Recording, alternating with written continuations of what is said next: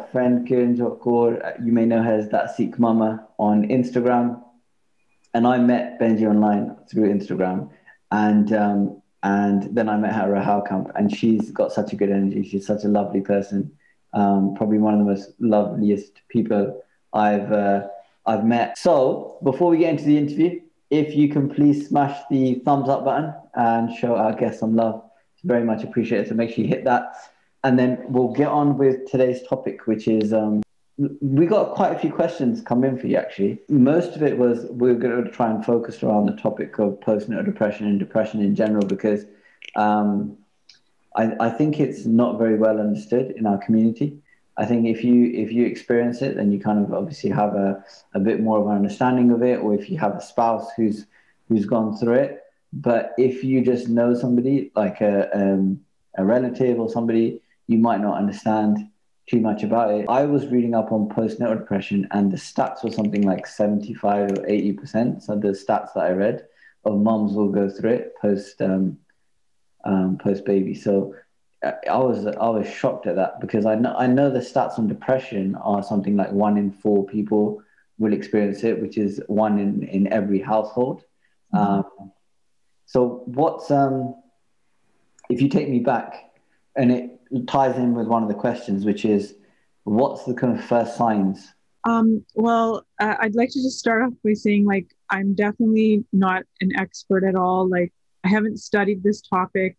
And so I can only just speak based off of my own experience. But what I had maybe just read a little bit,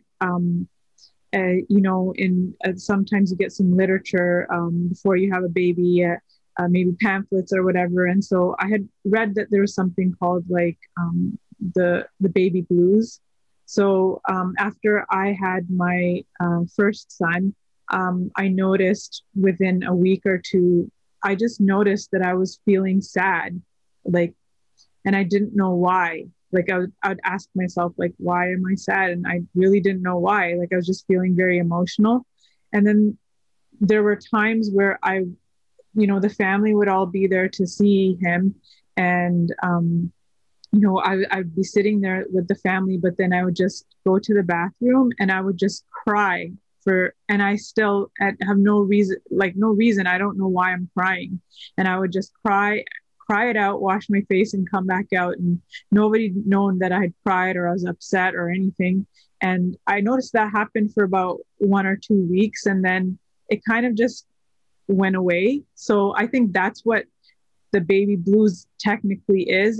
It's apparently something that lasts between 2 to 6 weeks, where you just feel this overcome, like you feel overcome with sadness, or you just don't feel like yourself.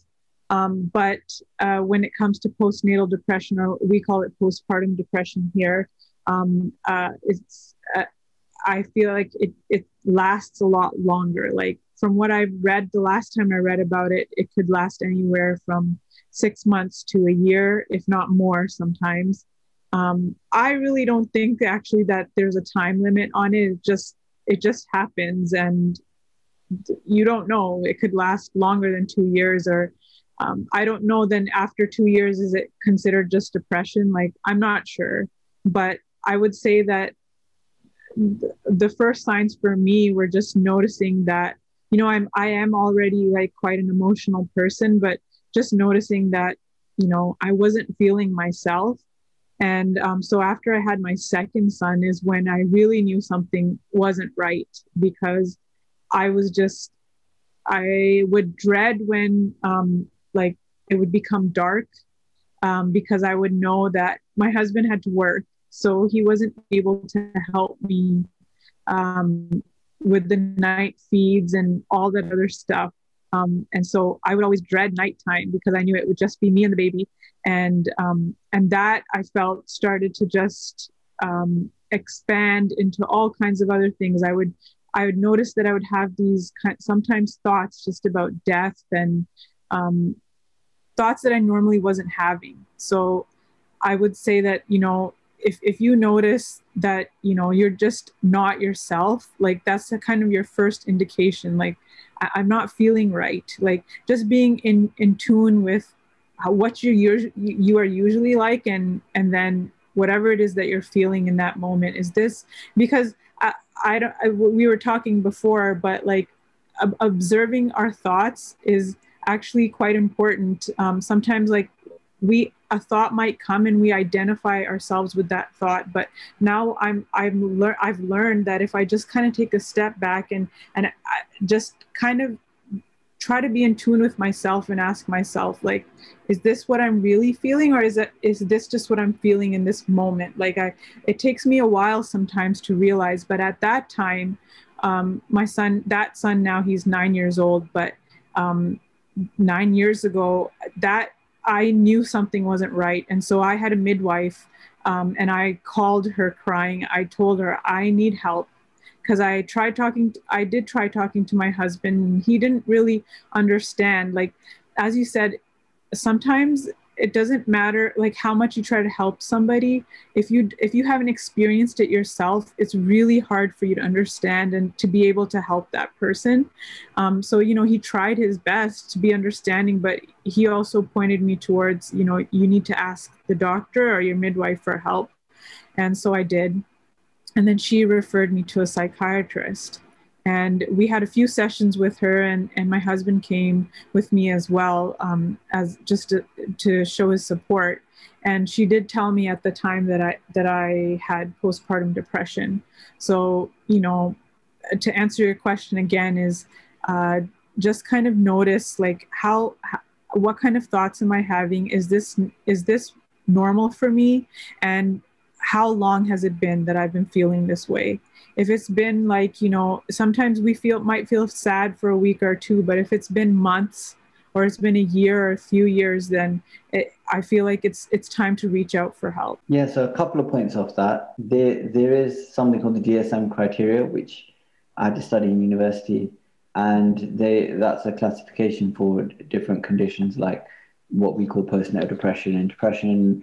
And so sometimes it's a bit arbitrary. They might say, well, you have to have this, and this symptom for this long, and then it classes as mild depression. If you have this, then it's moderate to severe.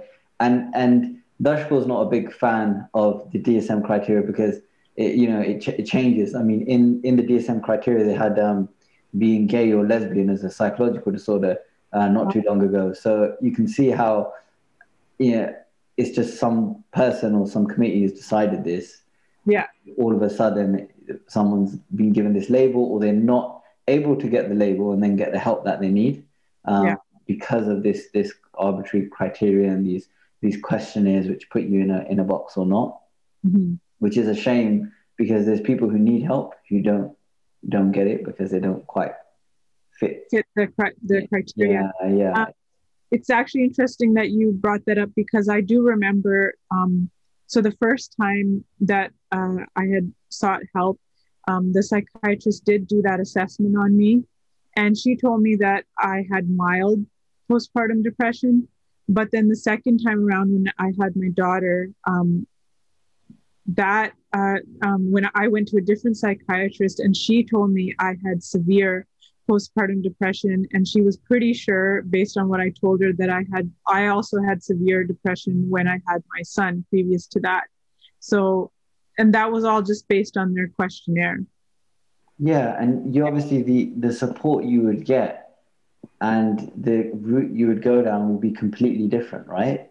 Yeah. So it really does matter. It sounds like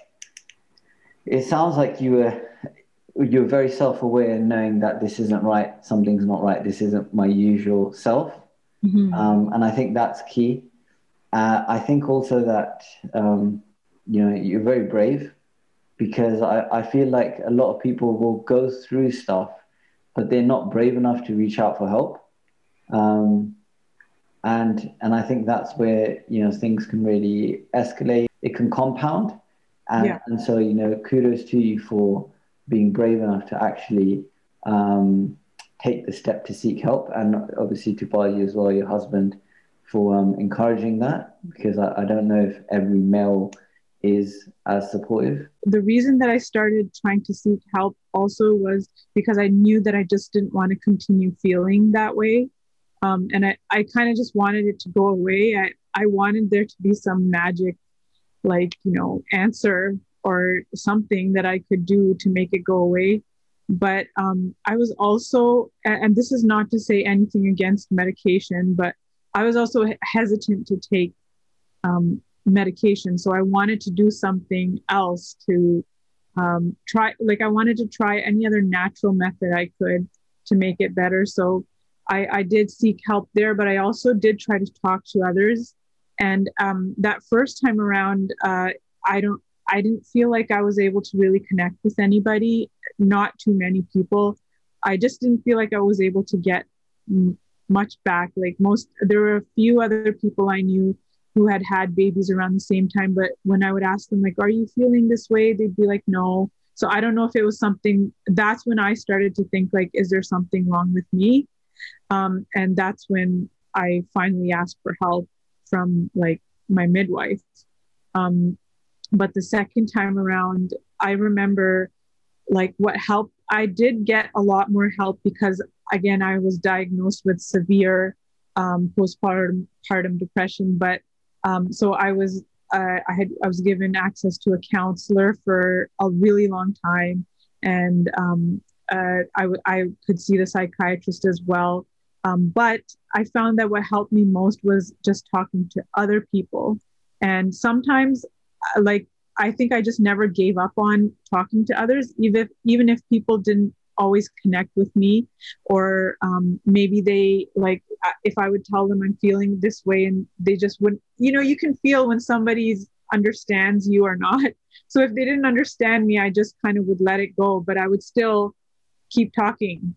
That's how I feel like I connected with Darshan Kaur so easily, because I just felt like we were able to talk so openly with each other when we first met. And so sometimes you just connect with people. And there was this one Penji who, she was actually just an acquaintance. And I talk about this I have a blog, which I don't blog on anymore.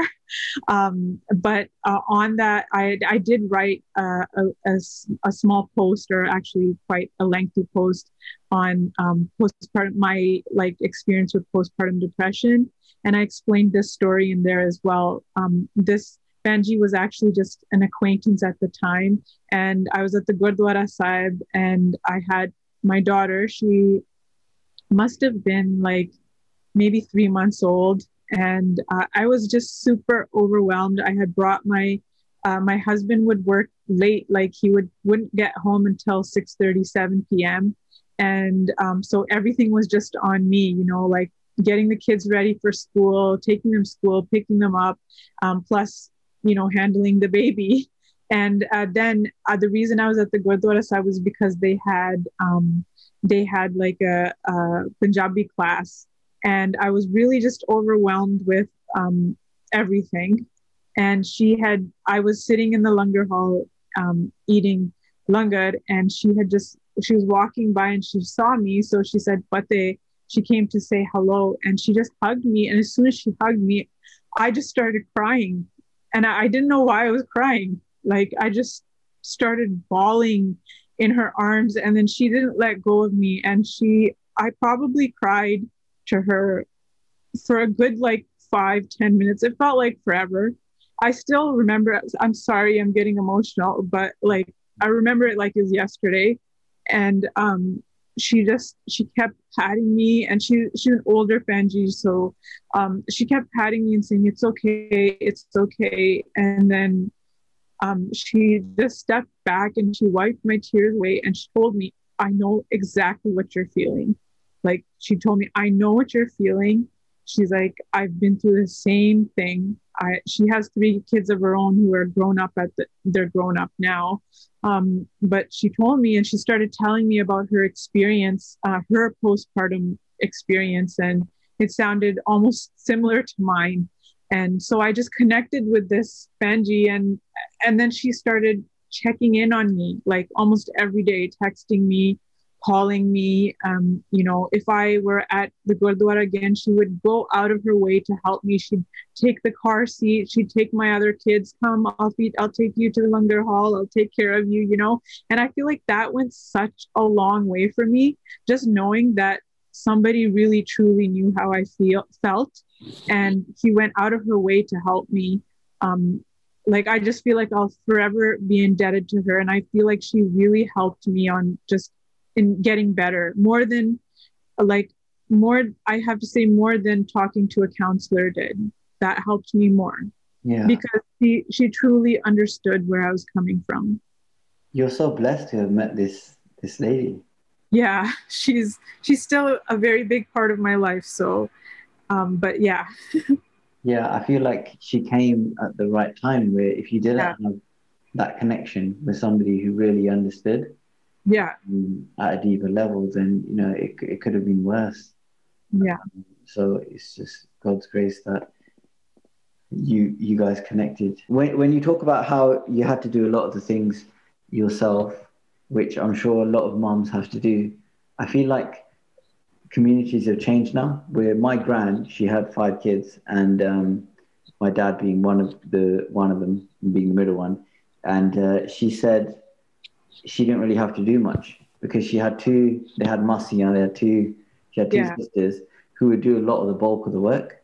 And she said she would go and sit at her friend's house and chat to her friend, and then come home and everything would be done. Kids would be bathed and fed and everything like that. And I said, that sounds brilliant. But so I think it was different back in Punjab, back in India, when you lived in a community, you had a household where you've got 12, 15 people in a household, and there's lots of hands on deck to help. Whereas now we're living with our spouse, we might have some help with grandparents on one day a week or something like that. But it is very different now to what it used to be, let alone having to work, let alone having to cook and clean and manage a household, and nobody wants to live in a household that's unhygienic. Yeah. I mean, you have to be able to live with a certain level of mess, I feel like, when you've got really young kids. Oh, for sure. I'm not going to turn this computer around because you'll see it all. Yeah, we have this room, and we call it the laundry room, but it's actually a bedroom, which is just has tons of laundry everywhere. That's what I'm sitting around right now. In your laundry room. And Darshika will attack it like once a month. And then the rest of the month it just looks like a bomb went off in there. Yeah. But that's okay. Yeah, it is. Like, that's what I was telling you earlier. I feel like I've just learned to accept, instead of putting this pressure on myself that all of this has to be done, because the thing is, it'll be there again tomorrow. It'll be there again next week. We're going to have to keep doing these things for the rest of our lives, or at least until we're physically able to. So, like, why am I stressing so much? If the laundry's piled up, that's okay. I can still get to it. I'll do it later when I want to. So now I'm just trying to do like the things that, there's things that we just have to do. But, I just learning to just say, it's okay. There's a mess. That's okay. And, instead of just being like, sometimes it would affect me so much, just the clutter and the mess, that then I would take out that frustration on my kids. Then what's the point of that? Like, and in turn, then I'm feeling bad about myself as a mother, as a person, that why did I take my frustration out on them? And it's not fair to them. Just feel like it's better to let things be and deal with them when you're ready to, even if it's once a month. Yeah, and I feel the same, even though I don't do as nearly enough as you and Darshan, but I feel like if I have a bad night's sleep, or if I'm busy with something else and the kids are crying, it feels like, what is the point? Like, what is it all for? If I'm going to be a substandard parent because my priority is with work or something like that, when I might be able to get out of it, then it kind of feels like it defeats the whole purpose. I feel like we're all just trying to do the best we can with parenting. And my point was that self-care is usually the thing that slips. Like obviously you're probably a lot more careful about it.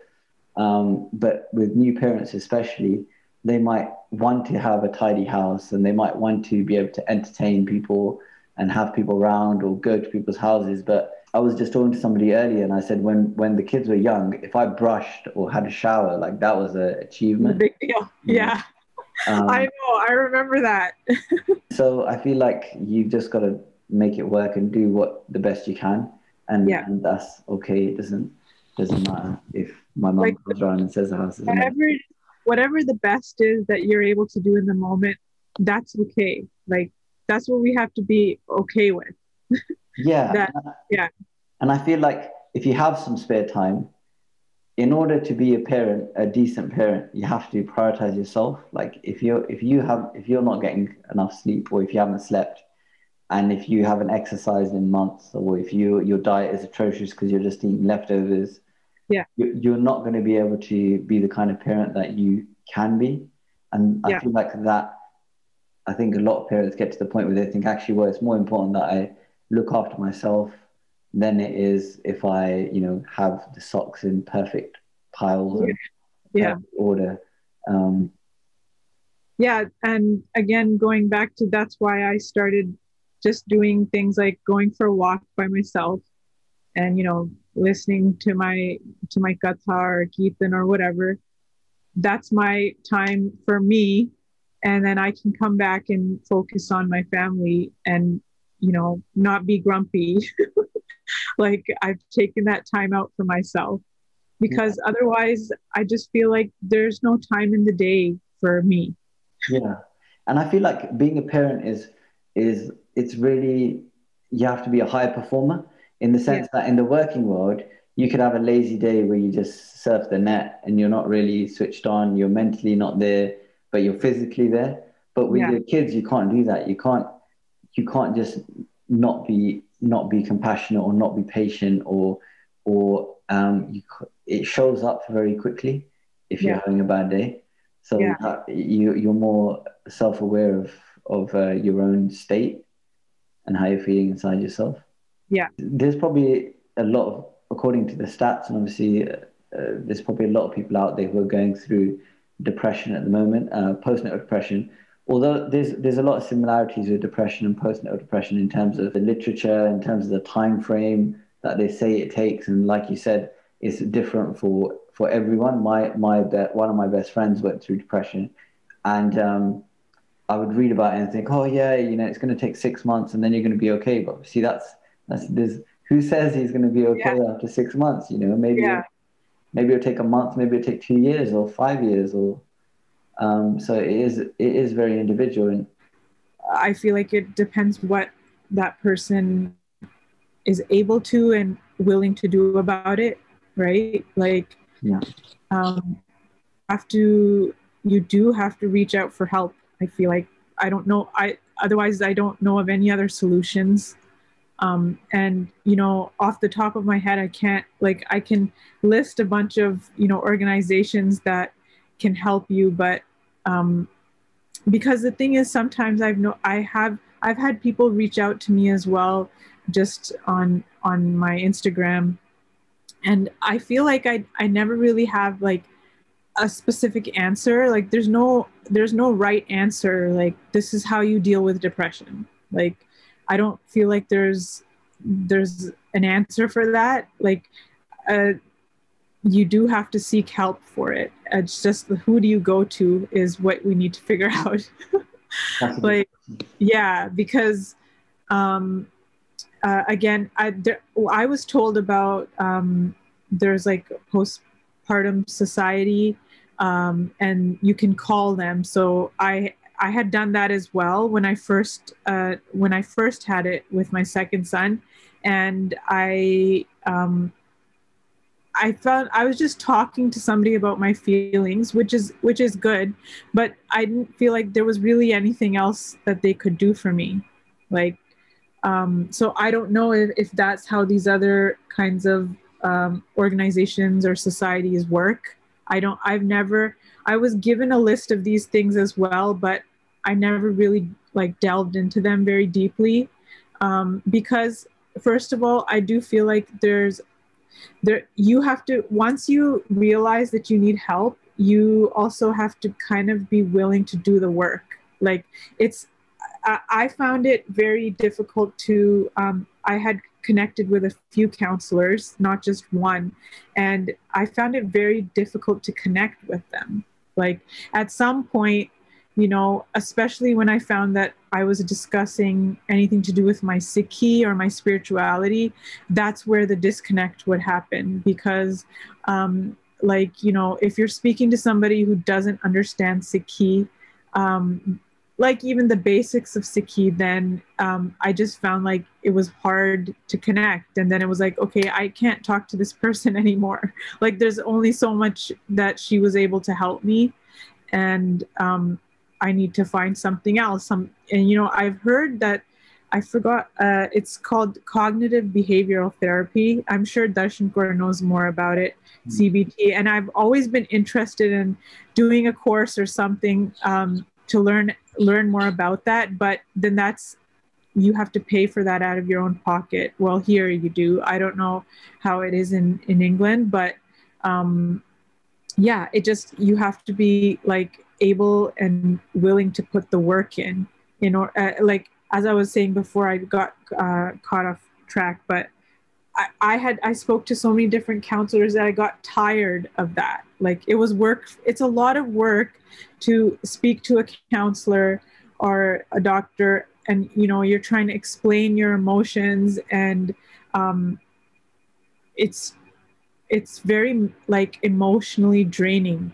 And then when you feel like I'm not getting anywhere, and then it's like I felt like I had to shop around for the right counselor, and I never really found that person until I found this penji. And she's not a certified counselor, but because she had experienced what I experienced, it was easier to connect with her. And she understands Sikhi, and so it's easier. But like, I just feel like that in itself was work, is making the effort to go to the doctor, to ask for help, and then you're trying to find, like, can I connect with this person? Are they understanding me? And you get tired of doing that. Like, if you felt like you didn't connect with that person, and you go around and you're trying to find another one. I did that probably 3 or 4 times, and I just gave up. You're on like starting from scratch each time. Yeah. So I just felt like I didn't have that kind of time, and I couldn't keep going through those emotions over and over again. So yeah, I don't know if I answered that question. Yeah, that was a great answer. Okay. And Darshakul's PhD thesis was on comparing different psychological techniques and their effectiveness. So seeing whether psychoanalysis, which is a Freudian stuff, like did your mother love you and all that kind of stuff, which is a gross simplification of it. And then you got CBT, which is looking at your thoughts, behaviors, and that aspect of it. Then you got mindfulness, third wave therapies. And she compared the different treatment options. And what she found in her PhD thesis was it didn't matter what you used. It mattered about the connection between the therapist and the patient. So it's amazing how the connection that you had with this random penji was like so powerful. It was much more powerful than anything like a psychologist or a PhD or somebody else could have offered, because she felt what you felt. Yeah. And that made a world of a difference to me. Yeah. Because the thing is, because I would have tried to explain it to so many people, but if you haven't been through it, you won't fully understand. It's just like that with anything, really. So if someone's going through it and they're listening to this and they want that Benji in their lives, like, how do you find somebody you can connect with? Because you made yourself very vulnerable. You put yourself out there. Yeah. But a lot of people in our community, I mean, I do acupuncture for IVF, supplement IVF. And there's only one couple in our community who people even know they've had IVF. Everybody else just doesn't tell anybody. Anyone, So it's kind of like we're so closed and we kind of keep everything bottled up, and in Punjabi they say dead and nanga karida and all of this stuff. Yeah. How do you get support and connect with somebody when nobody wants to talk about it? That is a hard question because like I don't know how you would do that if you're not able to talk about it. Like if there's somebody that you're, even one person that you're able to talk to, you know, that might help you get connections somewhere else. Like, I don't know. Yeah, and I guess you had the emotional intelligence to be able to read somebody, right? You're having a conversation with them, and you can tell this guy's or this girl doesn't get me, and Yeah, yeah, and you think, okay, I'll move on, and this person, okay, this person gets it, and then yeah, you can have that conversation, right? yeah. As opposed to speaking to somebody and trying to make them understand when they really just they don't Yeah. get it. Yeah, and like my husband and I, like, at first when I was, maybe I might have been cranky or whatever it was, or I would just be upset. Like, I remember the first time I got upset with him after the baby was born, and it was because I think the baby had pooped in one of the onesies, and this was like a special onesie that I had bought, and he didn't realize it, but he had accidentally thrown it out in the garbage, like on garbage day. Oh no. And I just totally freaked out. Like, I started crying, and he was like, what is going on? Like, I can buy another onesie if it's that important to you. But that's when I started to realize, like, I'm like, why am I getting so upset over a banana? Like, what's the big deal here? And that's when I started to realize, okay, something's not right. That was like my first indication, because I'm like, okay, Kiranjot, normally you wouldn't get this upset over something so small. Yeah. Yeah, and so at that time too, he didn't fully understand, and I'm sure he would tell you now that he doesn't Yeah. understand. Yeah, And but and yeah, I've that listened to your other he couldn't help me, that I should seek help from somewhere else. Yeah, and I've listened to your other podcasts, so I know that you had sent him blog articles and he had read them. So it sounded like he was really trying to engage. And I'm sure there's lots of husbands out there, or wives, if the husband is going through postnatal depression, which I know is much more rare, but they probably want to engage and get it, but they might be going through their own stuff, or they might just not get it. And I had a patient of mine who had depression, and she had three or four sisters, and I had said, do you reach out to her sisters? And she was like, well, there's only so much I can keep, I can't keep phoning them and keep telling them my problems, where she kind of felt like it was burdening them. Yeah, And yeah, I feel like if you have somebody, even if they're not a sister, if you have somebody that you can connect on yeah. with what you're going through, then that's maybe more valuable than a psychologist, or then a sister, or then a spouse, because it's somebody who really gets you. Well, now with just in this day and age, we can connect with so many people a lot easier just because of social media.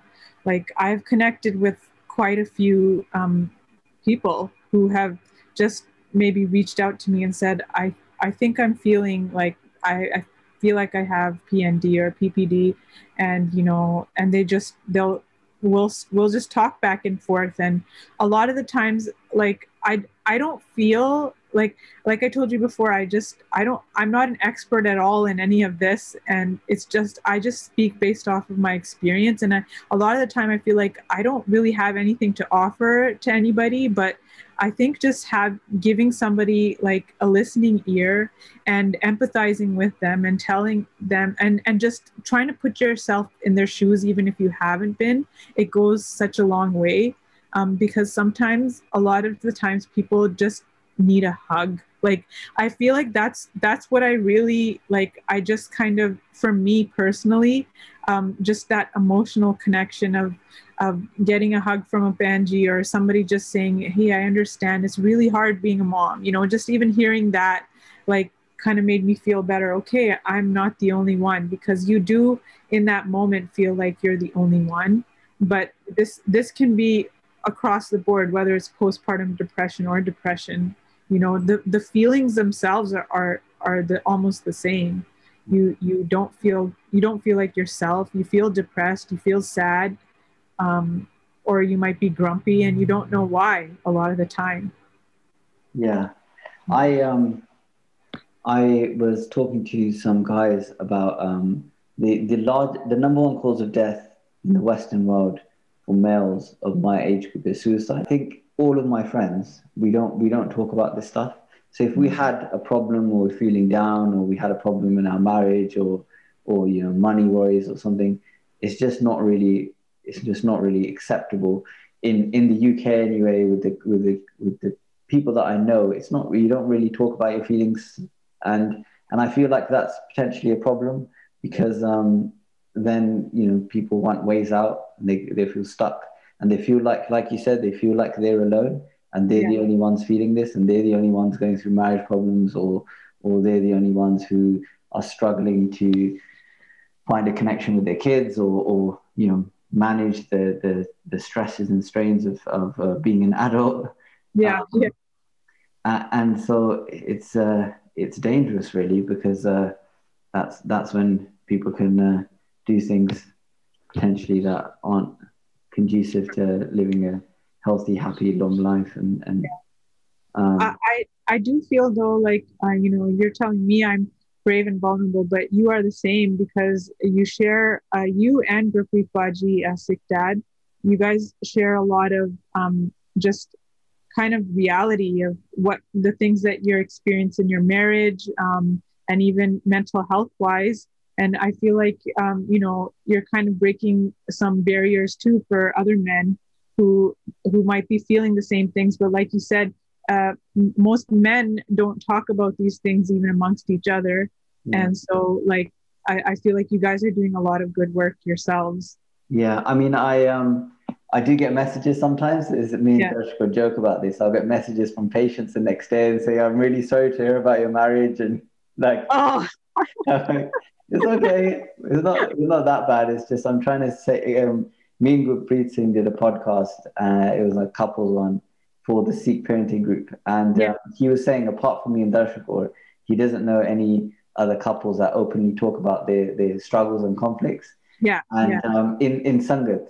And he was Yeah. saying that, that's a big shame because you just think life's meant to be perfect. It's perfect for everybody else. Why isn't it for you? Yeah. And it sets its false expectation of what married life is like. Yeah.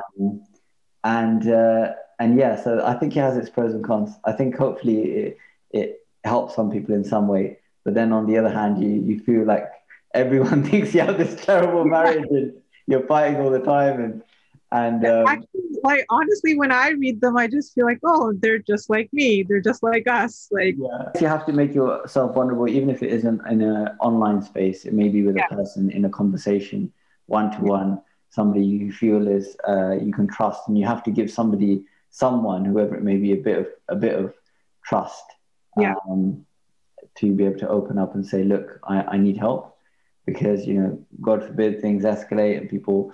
I had a friend of mine and his wife, and I read about this in your blog actually, and she experienced psychosis. So she used to think when her mother-in-law was taking her baby away, she used to think her mother-in-law was going to do something to her baby, and oh, it was completely irrational because they had no issues, everything was fine, but it was just she had this overwhelming feeling and emotion, yeah, and so it is really important to trust somebody with yeah, this stuff. yeah, Um, Darshika sees a lot of our community in her clinic, and it's probably because of like what you said. If you have a white psychologist, they're probably not going to understand the idiosyncrasies of being a Sikh or being an ethnic minority yeah, or any of the things that the subtleties of growing up and the nuances yeah, that we have as Sikhs yeah. and being brought up in the Western world. And so how did you kind of merge the two in terms of the Western interventions and the Western approaches and Sikhi? And I've listened to your other podcasts and I know that was a big element in terms of what helped you. So how did you combine those, or what worked for you?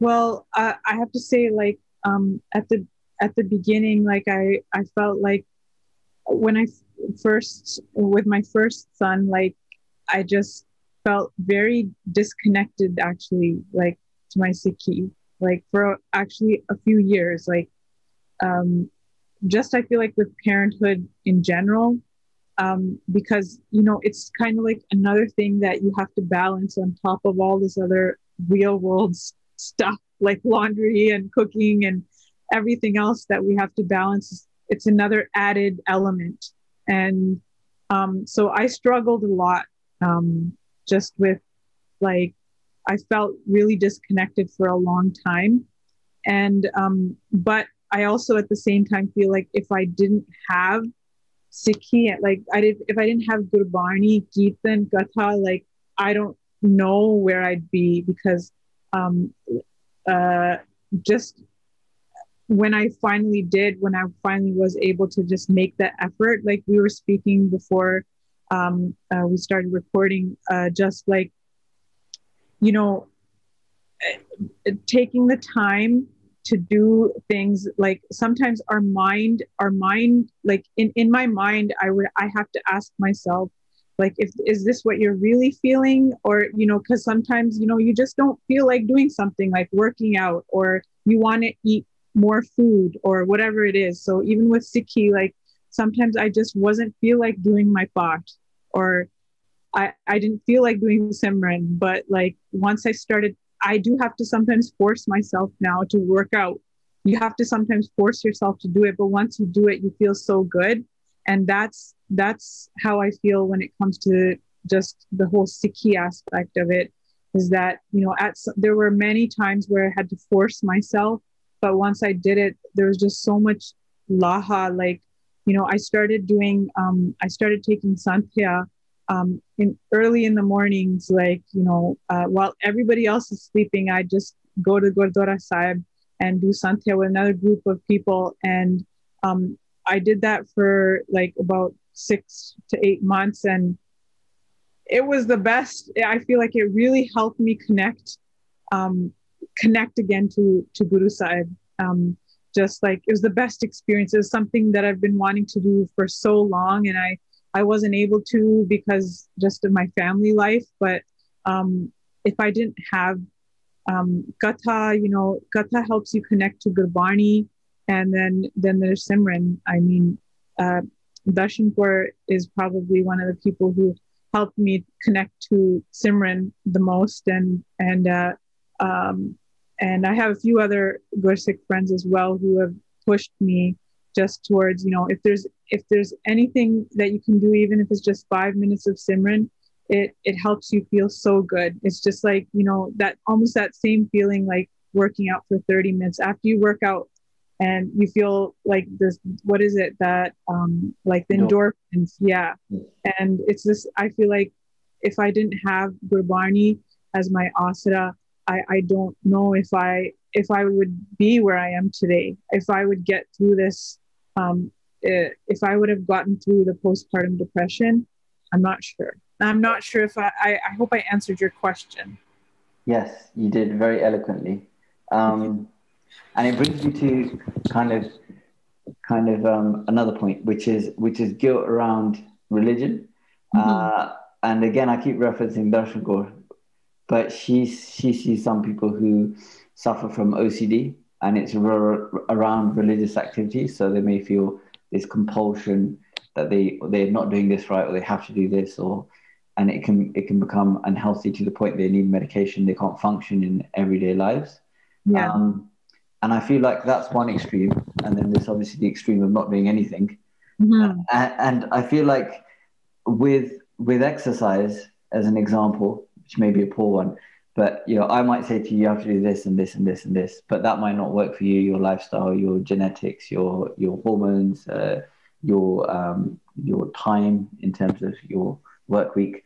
So it is, I feel like we have this prescribed things that you must do this, and this, but there's no actually, well, you need to actually concentrate, or you need to actually focus, or you need to take out time, or the emphasis is on just this is the prescription, and if you do this, then you won't be depressed or you won't have any problems. And but I feel like that's maybe not the right message to be giving out, because then you've got people who are doing all of those things, but they're still suffering. Yeah. So that's what's important, is because I was given this message too, as well, like a few times with certain people that I reached out to, and they just be like, "You're not doing enough Simran. Like, you need to do more Simran." And I just maybe I wasn't doing enough Simran, but I needed to get to a point where like I wanted to do Simran. Like at that point, I wasn't feeling like there was no kitsch to do it at that time, because I was just so depressed. So I feel like we have to understand that even if you are doing all those things, and you can still feel depressed. Like it's a condition, just like, if you were to break your leg, that's a condition. It's your health, right? You still need to go seek help for it. If you broke your leg, you still need to go to the doctor and get a cast. So if there's something wrong, you still need to seek help, even if you're doing everything that you're supposed to do. Yeah, I think that's a great example. Like you could be doing your part and doing your Simran and still break your leg, and you still need to go to a doctor and put it in a cast or get it fixed, in terms of put a rod through it and aligned and all that kind of stuff. So it doesn't mean that Gurbani and Simran isn't valuable, but it also doesn't mean that there aren't other tools that we need to also utilize. Especially if somebody is doing those things and they feel like they might just be going through the motions. Yes. Because I don't know how helpful that is, to be sitting there reading Gurbani or sitting there and forcing yourself to do Simran, and your mind is not there, and you don't want to be doing it. You're forcing yourself to do it, or somebody else is forcing you. I don't know how fruitful that is. That's why, like, it's okay to just, if you don't feel like doing it, even just do it for 1 minute. Like, you had that the Simran, like, and that was awesome. Like, it's such a good way to, you don't even, I think you were saying, like, you don't have to even say how long you did it for. Like, just do Simran. You're taking some time out of your day to remember Vaheguru. And, that's what matters. Whether it's, obviously, like, doing it for an hour is wonderful, but even if you took the time out, it's like, it's almost like quality over quantity, right? Like 100%. I agree with that 100%. And then exercise. I feel like a lot of people were telling me to do it at that time. Like they were saying, even just go for a 10-minute walk. But at that time, I just didn't feel like I wasn't able to get myself to go outside. But once I started to, is when I realized I was kind of kicking myself, like, why didn't you go sooner? Like, I feel like it's a little, maybe people don't really understand the benefit of it. You don't have to work out hardcore, and, just going for a simple walk, like 20-30 minutes, it will like change your day. Like, I feel like I wish I had realized that sooner. It really helped my mood. It really helped me just, like kind of feel more balanced.